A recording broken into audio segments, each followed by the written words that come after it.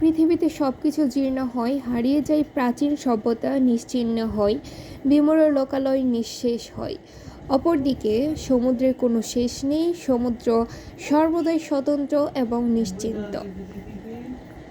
উদ্দীপক একের সঙ্গে সেই দিন এই মাঠ কবিতার সাদৃশ্যপূর্ণ চরণ হলো এশিরীয় ধুলো আজ ব্যাবিলন ছাই হয়ে আছে। উদ্দীপক ২ এবং সেই দিন এই মাঠ কবিতার ভাবে প্রকাশ পেয়েছে প্রাণময়তা এবং সৌন্দর্য।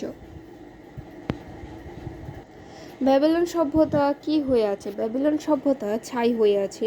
কবি জীবনানন্দ দাশ কলকাতা বিশ্ববিদ্যালয় থেকে ইংরেজি বিষয়ে MA ডিগ্রি লাভ করেন। প্রকৃতি তার বিচিত্র বিবর্তনের মধ্যেও কি হারিয়ে ফেলবে না? রূপ, রস, গন্ধ। কবি জীবনানন্দ দাশের মতে পৃথিবীতে কোনটি কখনো ঝরে না? সোনার স্বপ্নের স্বাদ। কোন কবির মাও একজন কবি? জীবনানন্দ দাশ। লক্ষ্মী পেঁচার কণ্ঠে ধ্বনিত হয় আনন্দবার্তা, মঙ্গলবার্তা।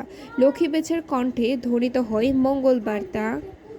জীবনানন্দ দাশ কোন ধরনের কবি হিসেবে পরিচিত? আধুনিক জীবন। লক্ষ্মী পেঁচার কণ্ঠে ধ্বনিত হয় মঙ্গলবার্তা। জীবনানন্দ দাশ কোন ধরনের কবি হিসেবে পরিচিত? জীবনানন্দ দাশ আধুনিক জীবন চেতনার কবি হিসেবে পরিচিত। শিশিরের জলে ভেজা চালতা ফুলের সৌন্দর্য রহস্যময়।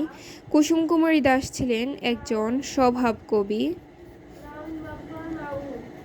জীবনানন্দ দাশ প্রকৃতির চিরকালের সৌন্দর্যবোধের কোন শক্তিকে উপস্থাপন করেছেন? জীবনানন্দ দাশ প্রকৃতির চিরকালের সৌন্দর্যবোধের রহস্যময় সৌন্দর্যকে উপস্থাপন করেছেন। কোন কবি ট্রাক দুর্ঘটনায় আহত হয়ে মৃত্যুবরণ করেন? জীবনানন্দ দাশ। সেই দিন এই মাঠ কবিতাটি কোন কাব্যগ্রন্থের অন্তর্ভুক্ত? রূপসী বাংলা। সেই দিন এই মাঠ কবিতায় 13টি চরণ রয়েছে। কবি জীবনানন্দ দাশের অনুভাবনায় কোনটি অসাধারণ তাৎপর্য ধরা দিয়েছে? লক্ষ্মী পেঁচার মমত্ব। কবি জীবনানন্দ দাশের অনুভাবনায় কোনটি অসাধারণ তাৎপর্যে ধরা দিয়েছে? লক্ষ্মী পেঁচার মমত্ব।